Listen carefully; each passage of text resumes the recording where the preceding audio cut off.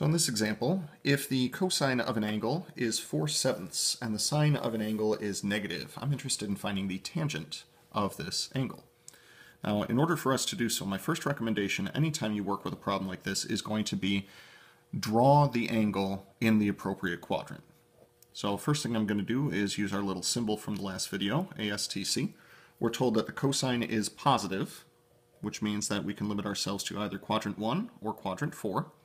The sine is negative, so I want to get rid of anything where the sine is positive. That puts us firmly into quadrant number 4. So what I'm going to do is draw ourselves a good old-fashioned quadrant 4 angle. That'll be theta.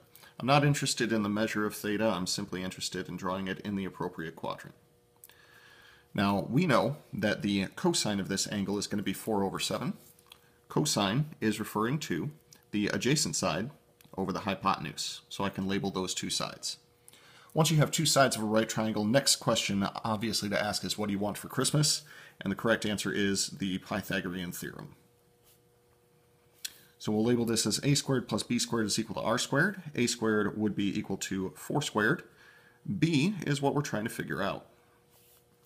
Simplifying these squares gives us 16 plus b squared is equal to 49. Subtracting 16 from both sides, we will get b squared is equal to 33. And finally, take a square root of both sides. When we take the square root of both sides of an equation, we wind up with a plus or minus. Now, the question of plus or minus is officially important to us because depending on which quadrant we're in, it could potentially be positive or negative. So the thing I'm going to point out is that we are in quadrant 4, and in quadrant 4 we expect the y-coordinate to be negative. Coordinate is negative. So given that the y-coordinate is negative, we're going to label this as the negative square root of 33.